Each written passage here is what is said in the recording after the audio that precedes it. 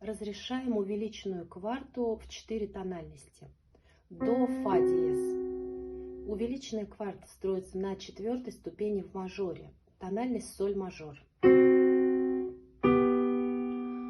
Строится на 4-й ступени в миноре. Тональность соль минор. Си бемоль соль. Строится на 6-й ступени в натуральном миноре. Тональность ми минор.